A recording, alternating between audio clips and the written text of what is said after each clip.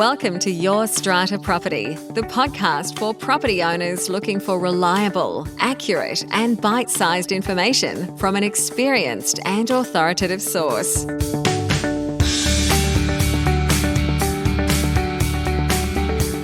Hello and welcome to this week's podcast episode. I am your host, Amanda Farmer, and my guest this week is Ross Taylor. For over 40 years, Ross has been working to prevent waterproofing-related defects in high-rise buildings and analysing waterproofing problems. He acts as an expert witness, a consultant, and an advisor to regulators. His company, Ross Taylor and Associates, provides peer review of new designs prior to construction to address key waterproofing issues. He has recently partnered with Construct New South Wales to write and produce a video learning module titled Waterproofing Design Principles, which is being released in September 2021. And Ross is currently working with the Building Commissioner's team, reviewing aspects of the Design and Building Practitioners regulations and redrafting key sections of the BCA regarding damp and weatherproofing. Now, in this conversation, you will hear Ross talk about how to apply the 7-step scientific method to solving a waterproofing problem. You'll also hear me invite him to share those 7 steps with us in a document so that I could then share those with you. Happily, Ross has done just that, and you will find your access to that document in the show notes to this episode. Just head over to the website, yourstrataproperty.com.au/podcasts, and you'll see this podcast episode, number 277. On that page, click through and you will see your access to Ross's 7-step method based on the scientific method to successfully solving a waterproofing problem. Now, I think you will find this a fascinating discussion on a few levels. Already, the early promos of this episode that we've put out on social media have led some of you to comment that this kind of discussion is well overdue. I won't say more than that. At this stage, I will simply take you over now to my important conversation with Ross Taylor. Ross Taylor, welcome to the show. Well, good morning. It's a pleasure to be with you. Thank you for making the time. Now, Ross, we were chatting online, as we do these days, in another format, and I was asking you, or perhaps I was proposing, Ross, you're the waterproofing guy, right? That's what your area of expertise is. Yes. And you told me there's actually a little more to what you're doing these days. I thought we might start there. You've been in the strata sector a long time. Your name's well known. What exactly are you doing for buildings owners? Managers? Well, yeah, I've had a few decades. I think I'm bringing up the 5th decade at the moment, working in this space. And particularly over the last 20 years, I've been working with owners, for owners a lot, in negotiated settlement of major defect cases, but particularly analysis of waterproofing problems and working scopes of work and so forth. Doing audits, waterproofing audits of major buildings. Usually only got involved. Generally, our guideline rules for our business is we only get involved in projects after they've repaired it 3 times. So after the 3rd time, then we know people are really serious about analysing and looking at it properly. But until then, we literally say, look, sorry, it's a bit early. If you've only just had a leak, it's a bit soon for us. Because we know how tight the budgets are and people are reluctant to spend money on analysis. There's only so many bathrooms. I think I might have gone into and analysed 10,000 bathrooms and balconies and leaking roofs in Strata over my time. I think there's only so many that you can go into in one lifetime, and there's only so many strata meetings in the evening you can go to. So what I did find was, this is ridiculous. These are the same problems over and over. And when I do the analysis, because we do detailed forensic analysis, we find the same cause. And 90% of the time, the cause was design-related, preventable to such an extent that you can see the leaks on the drawings, 9 times out of 10. So when David Chandler called me up and said, what do you think we should do here? I said, well, you've got to start at the top. You've got to start with the BCA, building code. And he said, away you go, form a team. So 18 months, 2 years ago, we formed the waterproofing working group under the Office of the Building Commissioner. And I brought together 12 or 14 of the best minds in the business, representing architects, engineers, waterproofing consultants, repair consultants. We've got 2 members of the Building Codes Board technical committee on our team. So a good wide-ranging skill set. And we started with the BCA. On the basis of, when you ask the question, what are we doing for strata owners, is it seemed the best thing I could do for strata owners is to stop it happening in the first place, or do my part in that. And the place to start is with design and regulation, because the regulations, which I've written about over many years through Herald opinion pieces, is the regulations over the years have been written more to the view of a developer's needs rather than owner's needs. So it was time to change that and say a consumer needs a better deal. So let's start with designers, and let's start at the top. Let's start with architects and engineers and the BCA. Because the fundamental thing I liked about the BCA was that when we have a close look at it, we see that it really, all the wording in there about water and waterproofing related issues was written 35 years ago, and it relates to a triple-fronted red brick house in the suburbs. There is nothing in the current BCA that covers balconies, basements or podiums. That's terrifying. Nothing. In fact, it's got more on shingle roofs in the current BCA than it does on balcony waterproofing. So that's where we've started. Well, we do all remain hopeful here that the good work that people like you and our Building Commissioner David Chandler are doing in relation to new builds and fixing up this problem, perhaps before it even begins, we will start to see the good results from that down the track. But what about our older buildings, our buildings that are now 10 plus, 20 plus years old? I know you've got a lot of experience working in those buildings. Many of our listeners live in, invest in, manage those buildings. What do you see as the main items of concern in our older buildings? I think chief amongst them is the amount of circular repairs that we see, with people spending $2 million on waterproofing or facade repairs, and then 2 years later having to spend another $2 million to fix it. Yes, I see it all the time. Or another $2 million on variations. And I think that's endemic, actually. So if there's one thing that needs some focus, I think that's probably it. And how do we fix that? Is this about getting the repair right first time around, so someone like you isn't coming through third time around? What's going wrong when our committees call in a contractor they think is qualified to advise them to do work, and it doesn't get done properly, is what I'm hearing, what I'm seeing? What we need to do is to go back in time. We need to go back and have a look at history to understand the answer to that question. And that is, not unlike the BCA was written for a building of the 1960s, a house in the 1960s, and is not written for a modern high-rise building. So it is with the Strata Titles Act and the role of the strata manager.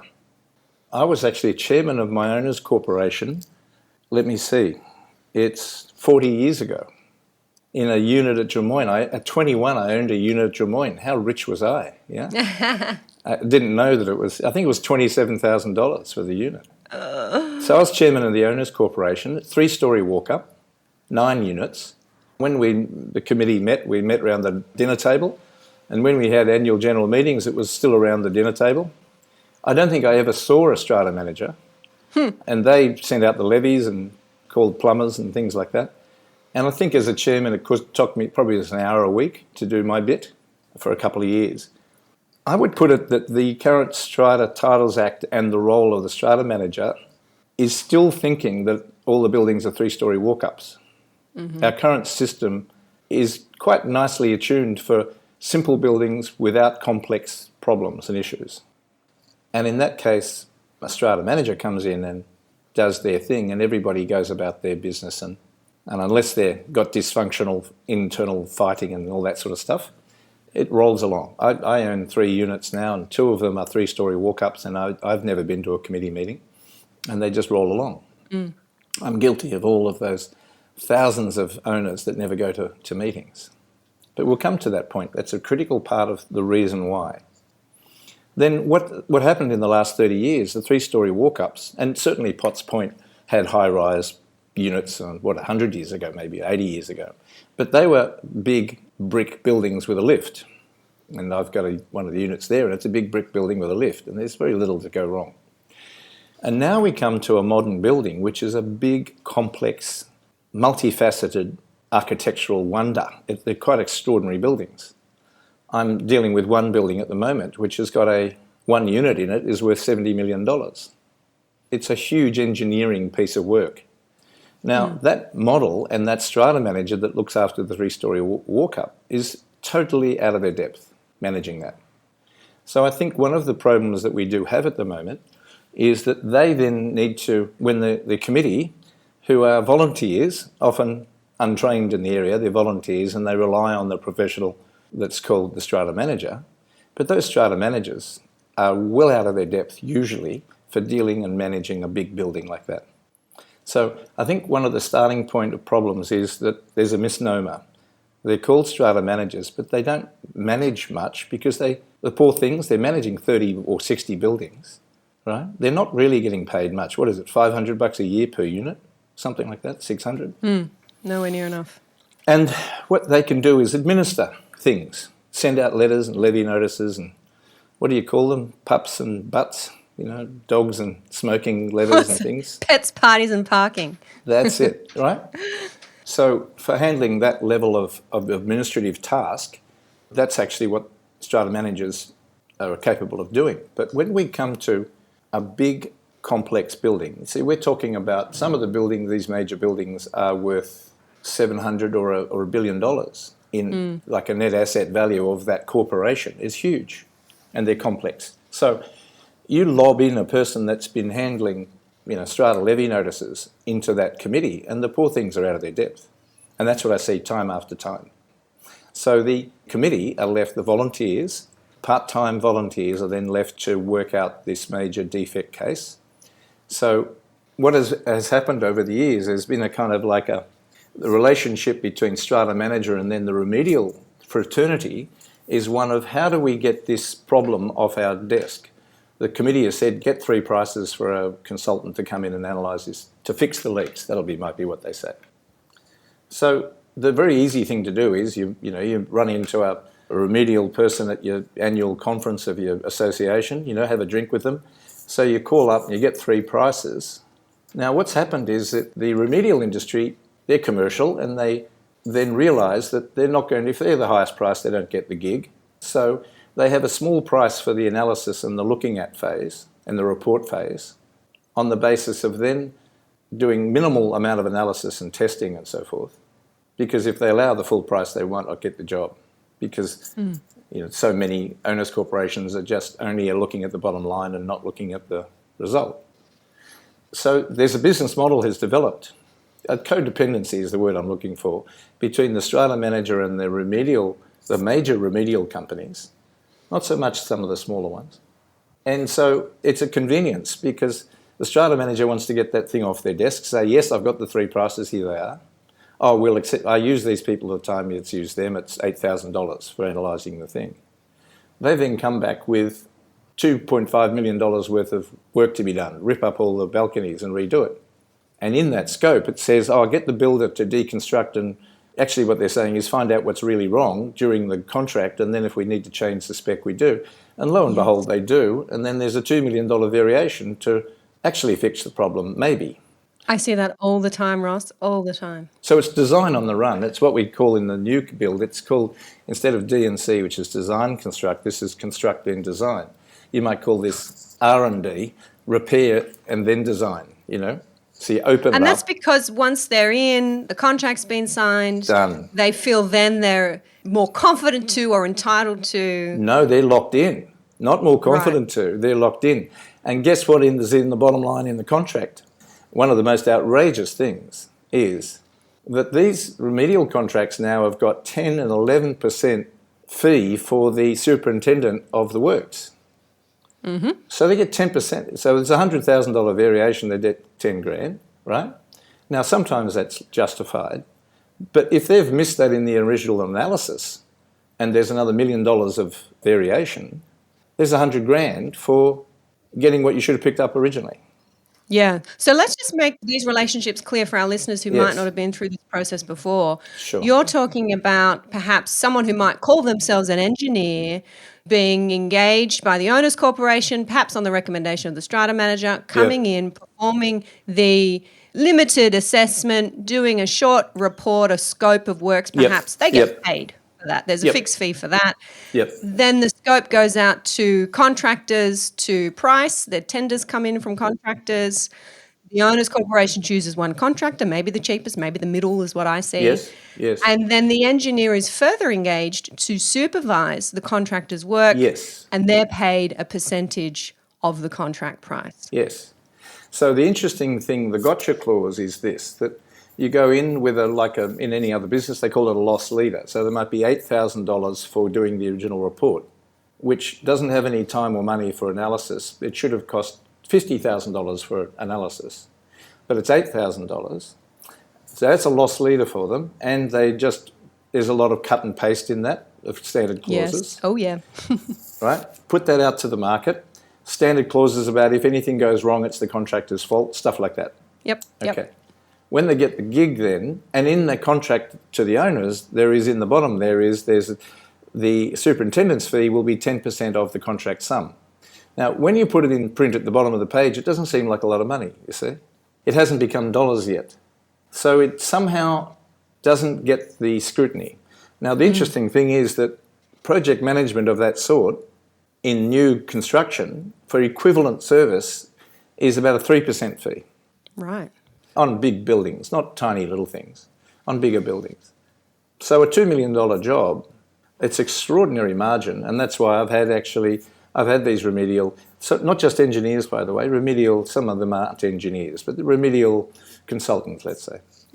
Because I've said to them, look, do you want some of the, had more inquiries that I can handle, would you like to do some of this that needs analysis? And they said, oh, no, we don't want to do the analysis, we just want the superintendent work. That's our business model. And especially the larger ones where they've got 6 or 8 young engineers, building graduates, something, they've got mouths to feed. So it's a business model, and I'm not saying it's sinister. It's born out of 2 things. One is the strata manager does not have the experience to be able to work out. They're not getting paid enough, and they don't have enough time to scrutinise these things. But secondly, we've got 3 types of owners corporations, haven't we? Firstly, you have the ones that are well run, usually with one powerhouse person spending a lot of time on it who's very experienced in business world, who drives the thing, and they're very outcomes orientated. So they want the solution. They don't necessarily focus on process. They don't want to waste money, but they're prepared to spend money on the right job. Now, they are the minority. It's a normal curve, probably. They're at the top end of the normal curve. Then you've got the vast majority are very process orientated. They can't get criticised for getting 3 prices, and they took the cheapest price, so why is everybody objecting? Or in fact, they hate spending money on consultants. They don't want to spend the dough on it, so an $8,000 report is better than a $50,000 report. So it's price orientated. Now, they dominate committees. And then you've got the third one, which is plainly dysfunctional committees, where it's nothing gets done till the tribunal tells you to do it. Well, it's either they're at war with each other, so it's the 2 gangs against each other, or you've got the megalomaniac that's running the joint and driving everybody crazy or whatever, or nobody turns up to the committee meetings. Like I had one project of 400 apartments, big inner city, very wealthy building. Nobody turned up for the strata committee meetings. So the strata manager was left to be the chairman, the quasi-chairman, right? Nobody cared. And they could, just like my units 30, 40 years ago, they could have the general meeting around a dining table. 400 units, and they'd get 6 people turning up. So they're the third one, and they only care about price. So then this model, repair model or an initiation model, suits them. They just want the cheapest price. So the market caters for that, you see. So you get a cheap strata manager, you get minimal service, and basically the place doesn't get run properly. So they're the 3 types of owners, and the question is, for your listeners who are strata, is in which one of those 3 are they? Which one do they want to be in? Because you get a different result. And I am sure, because I see it most weeks of my month, there are owners listening in buildings where they're saying, yes, Ross, this is exactly what happened with our multi-million dollar balcony refurb project and the balconies are still leaking. Yes, yes. Is the answer spend that big money up front? And how do we avoid this problem? And then another follow-up question, how do we get out of it if it's already happened? So I think a starting point is, if I was king tomorrow, is one thing, is tomorrow you say that everybody is a strata secretary or administrator. There's no strata managers, right? Because that's really what they do. And then you have to put in qualifications to be a strata manager, as in the gun person that comes in and solves a strata issue, whether it be a defect issue or an argument or something. One of the examples that comes to mind is there was a job I was on about 18 years ago, and it was 13 owners' corporations in an estate, a community estate, and 80 Torrens titles, and a major negotiation with a big aggressive builder for major defects. So I was in there managing the defects and negotiating with the builder. And I said to the owners, you need to get in a gun person for working out how to work this contract and who pays for what. So this young guy called Chris Duggan came in, and he did a great job of managing, not administering, but managing the complex relationships of all of these owners' corporations, community plan and so forth. And I managed the negotiation with the builder, and we got a very good result. But they paid hourly rate for that extra time and expertise. Yes. So are you saying someone who doesn't have that vested financial interest in the project, for example, not the contractor, not the superintendent who's taking a percentage of the contract price, but someone entirely separate and independent, paid for the work that they do, the hours they spend in advising the owners corporation, getting someone like that in is key. Well, what they can then do is work out what the brief is, because the most important thing in a project is working out what the question is. Yes. What's the brief? And as you know, as a lawyer, often you have to be skilled in an area to work out what the brief is. What is the right question to ask? I once did a paper on this saying you might have the right answer, but do you have the right question? Yes. So the question can be from a strata manager who doesn't know otherwise is, give us a price for replacing all the membranes because it's leaking. And you'll get that. But that's actually not what was needed, because it was only flashings that were broken. So it could be a strata manager in that case will be a remedial specialist strata manager, and it might be a person from project management experience, a building experience, who knows how to read a set of drawings. How does a strata manager work out what the remedial works, have any idea when they're not skilled at reading drawings? And as you know, you get a remedial scope of works, it's usually 80 pages with 60 pages of them being cut and paste. There's no drawings and no diagrams. I believe strongly in drawing of diagrams. If you can't draw it, you can't repair it, in other words. So that'd be a starting point, is to differentiate the administrative role of a strata person and the specialist people. So when you have a major, I was parachuted in, as I like to say, on one job where there were two groups in the strata committee that were at each other's throats. It got so bad that the strata manager got arrested by federal police and put in jail overnight. It was so acrimonious. Now, they needed a specialist strata manager for dispute resolution amongst committees. And then I was brought in because they had had 7 consultant reports in the last 6 years on their waterproofing issue. And it was still not getting anywhere. So I helped navigate them through to a solution. That's actually one where I did the calculations, and this is what this specialist strata manager, remedial manager, could do, is I did the calculations and rang in this case it was a remedial builder type consultant, and asked how many hours did they expect their people to be on the job. We're going to have 2 men there for the first month and then 1 per week. It came out at being $3,700 a person hour. For that 10% fee was going to cost the owners $3,700 an hour, the amount of hours they were going to spend on the job. That's why they love it. That's the work they like to do. Now, the owners can't be expected to reason that out. They don't know the business. But there's all manner of people that have been in the industry for years who would know exactly where to look at that contract and then work out whether the brief was right and whether it's the right value for money, whether it's addressing the issue at hand. And similarly, I imagine, for other disputes, where you need some really good expertise. I imagine, like, you come in sometimes as to resolve an issue. And they should be paid for that time, rather than thinking that somebody, what are they, $600 a year or something, that is somebody is going to be able to cut across all of those areas of expertise and call them a strata manager. That, I think, is at the root of the problem. Now, what about in those buildings where, sadly, the damage has been done? Perhaps these are the buildings you're working on where the balconies are still leaking. Is that the only option for these buildings, to just get it done properly, finally, spend the money on it? Okay, I think the answer to the question is this. There's a little thing called the scientific method. It's been around for a few centuries. First invented in the Middle East, in Persia, actually, in the Dark Ages.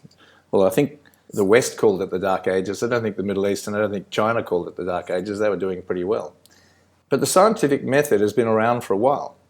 And that's all we use, and I'm happy to suggest that to an owner's committee, how they can inform themselves and be better informed about whether it's an air conditioning problem or a waterproofing problem, a technical problem. Just go to the scientific method. So I'll just give you the steps here now. Please. The ones that we use for waterproofing. So, firstly, define the problem. What exactly is the problem? Oh, it's leaking everywhere. Is it? Is it 2 units or 200 units? And where is it leaking? Is it leaking only after it rains or only when people turn on the tap? Try and just define the problem. So the problem is water penetration to 80 units, say. That's not the same thing as saying the problem is, we need the membranes replaced, you see? That's confusing the problem with the solution. So first is define the problem clearly.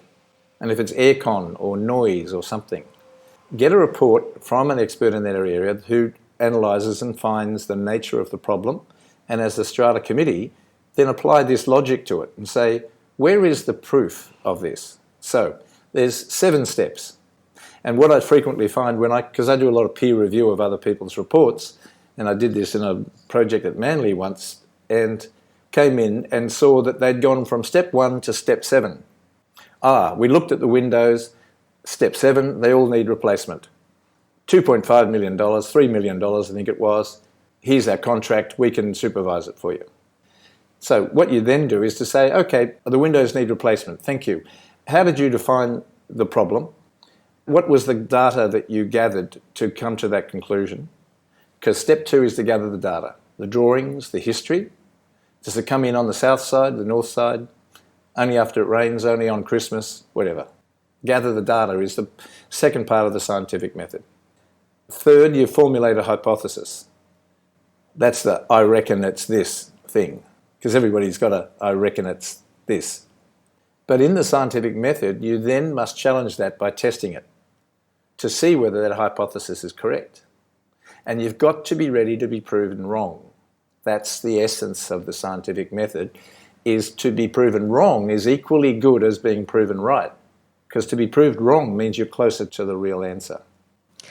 I love that framework, Ross. And what I see when I'm working with owners in buildings trying to get work done properly, yes, is that they are the ones. It is these individual owners that are pushing for exactly this process to be followed, and others, maybe the committee, maybe the strata manager, maybe just a group of owners who disagree, saying, oh no, the engineer said that's what needs to be done, so that's what needs to be done. But we always knew it was that. Yes, yes. So having the benefit of someone like you saying, no, this is a framework that needs to be applied, and perhaps it is that single owner who is brave enough to put their hand up and say, this is the process we need to follow.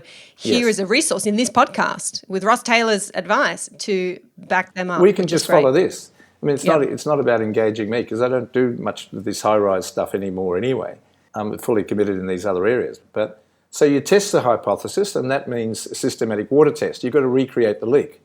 Now, how complicated is that? You recreate the leak with a hose, with a bucket, with the water, but it's very systematic. You don't just spray the water around.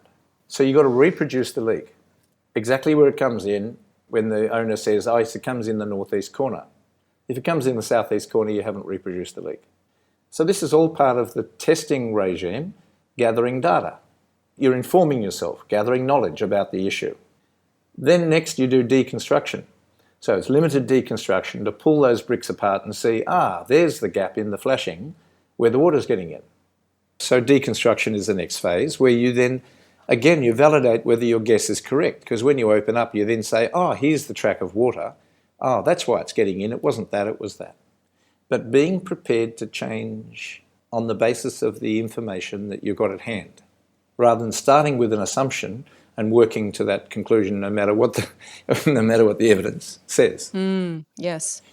So then you may need to then retest and check and change the hypothesis because of the information you've gained, and then you draw up the conclusion, and then you can draw up the scope.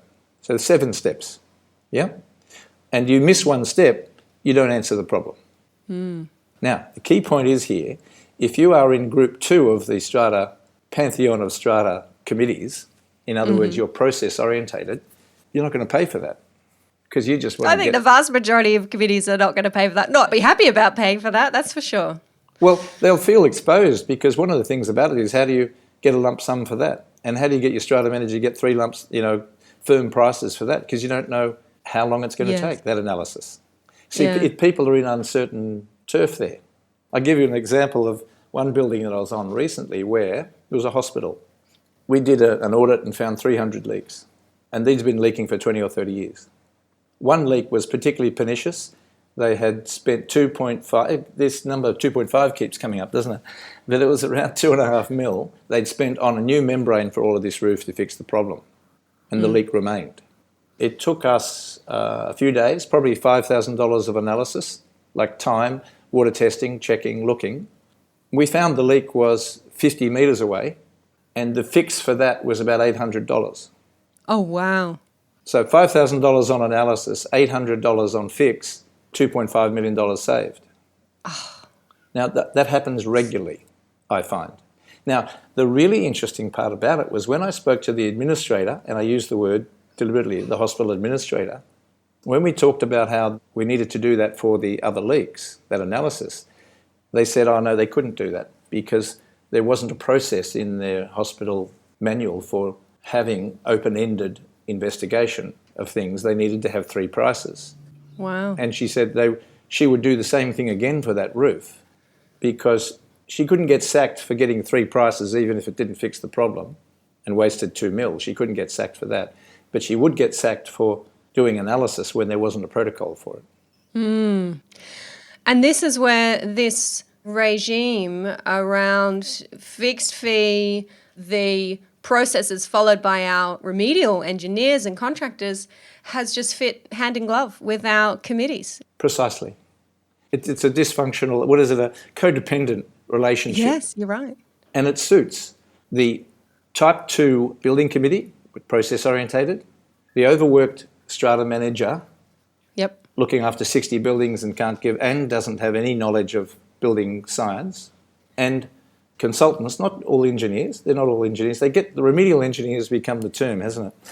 But the remedial consultants who it suits their business formula to get their money for the supervision work that may or may not happen, by the way.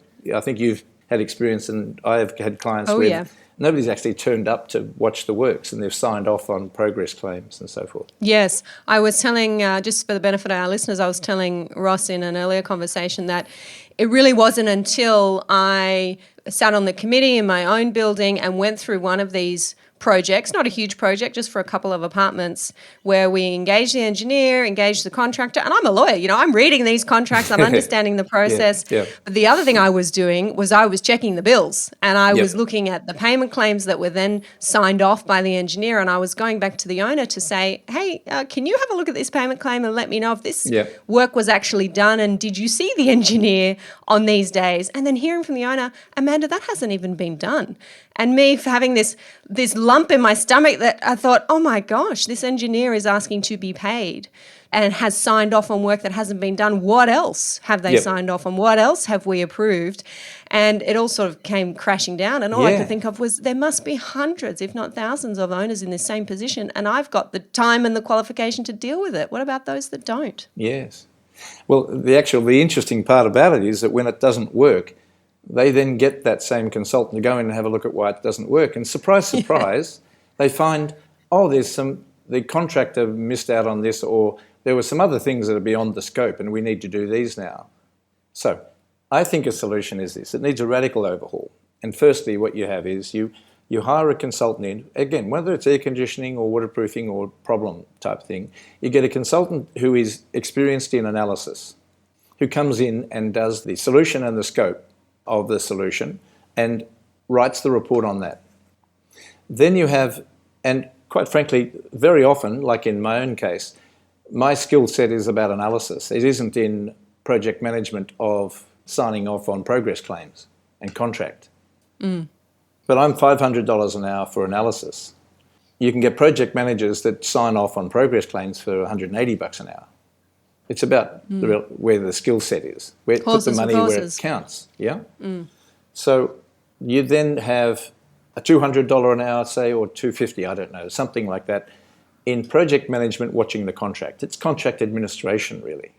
And then they've got to make sure that the contractor carries out the scope of work. Now, people will say, oh, yes, but what happens if you've got a different person writing the scope and a different person managing it? What if it fails, and who do you sue?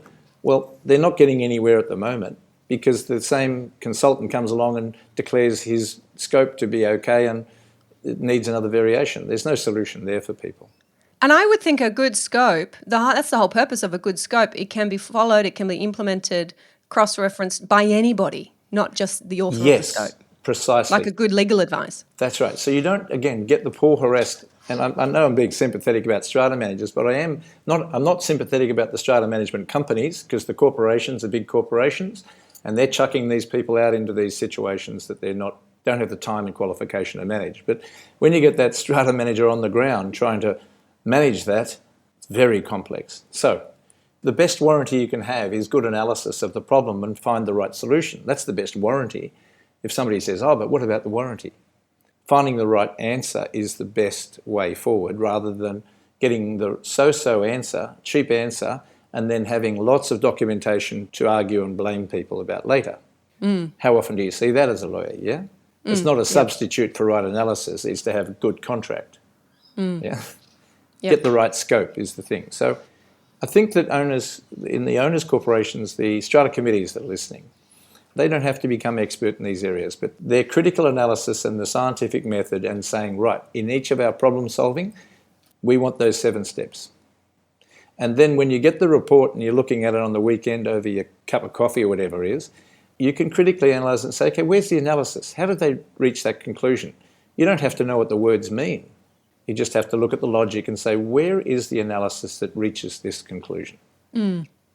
Now, Ross, I would love to get those 7 steps in a document if that's possible. I can draw up the document if you don't already have one and make sure we link to that in the notes for this episode so that our listeners can go and have a ready reference for those 7 steps, be clear about what they are and be waving them around at their committee meetings. Yeah, for everybody to understand, and they can Google it themselves. The 7 steps, the scientific method, it's got slight variations over the years, and so don't have anybody say, oh no, step 3 should be step 2.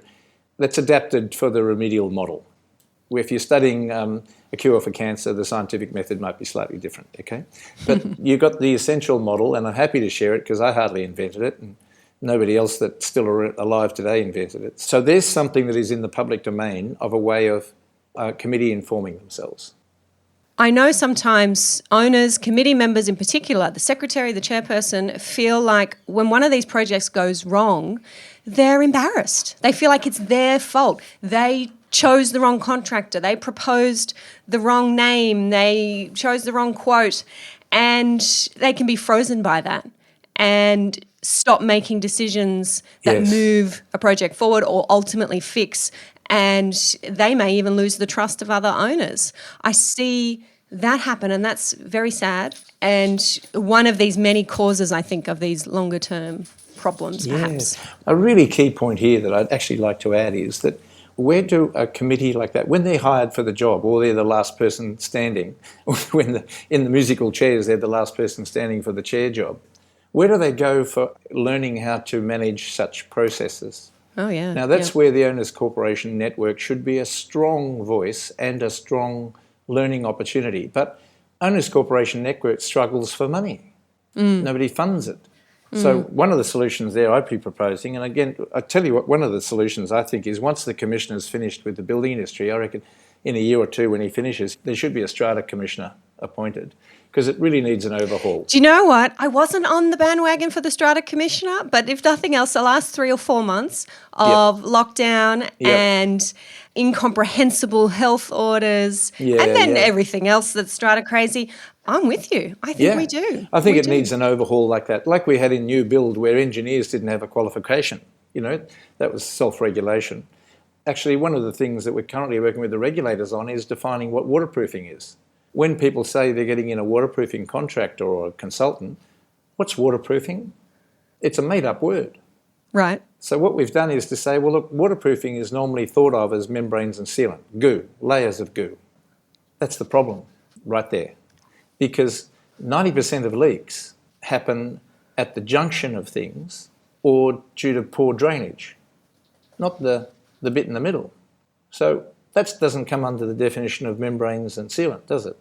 So what we're redefining for the regulator is we've redefined waterproofing as the collection, redirection and drainage of water. Anything that does that. I like it. The collection, redirection and drainage of water, and anything that has a role in that. So it's flashings, it's facade cladding, it's drainage, it's downpipes, it's gutters, you see. A downpipe. It's water wrangling. It's called water wrangling, not waterproofing. Exactly.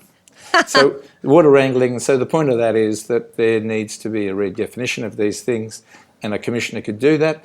And so the first thing you do is to come in, and what he can do is to have a look at these skill sets.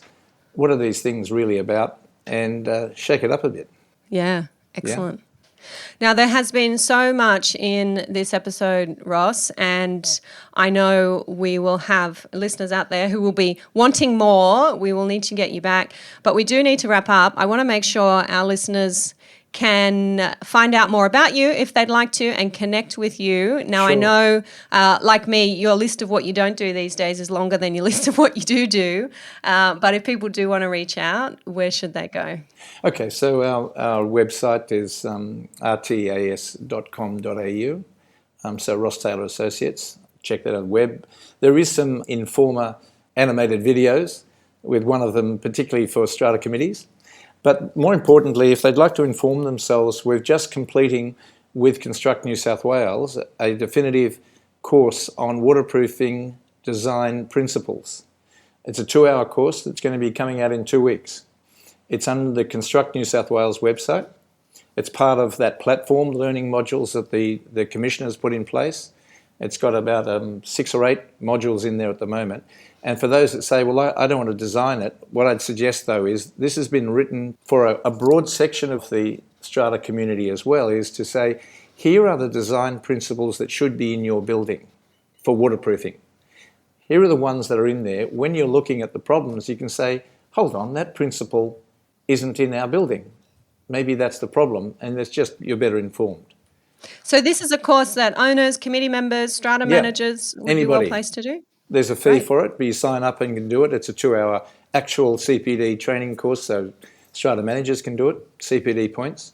But the point of that is that it's, yes, there's some technical stuff in it, but it's really talking about complicated things, about the importance of drainage and the importance of gravity and getting water away from the buildings in a safe way. Really complex, breaking news like that. We're going to use gravity to manage water flow. High tech. Handle that one, who'd have thought? So they're very welcome to partake of that, is one way that to flesh out. It's pretty intense stuff for 2 hours, I've got to say. Oh, it sounds good. I'd like to check it out. It's coming out in 2 weeks. We've got a soft launch this week. Great. Well, send me the link to that when it's public, and I'll make sure I can put it under this episode. Thank you so much, Ross Taylor, font of knowledge, and lots to take on there, but hopefully leaving our listeners with a framework, our 7 steps, and if nothing else, the knowledge that what they're experiencing, this nightmare of repeated remedial works projects, is not uncommon. You're not alone. They're not alone, are they? No. And people like Ross are out there doing their best to fix the broken system, which is good. Fix the system, that's rather than just spend time on fixing the leak. But thank you for your time, and thanks for providing the time, Amanda. Thank you very much, Ross. Thank you for listening to Your Strata Property, the podcast which consistently delivers to property owners reliable and accurate information about their strata property. You can access all the information below this episode via the show notes at www.yourstrataproperty.com.au. You can also ask questions in the comments section, which Amanda will answer in her upcoming episodes. How can Amanda help you today?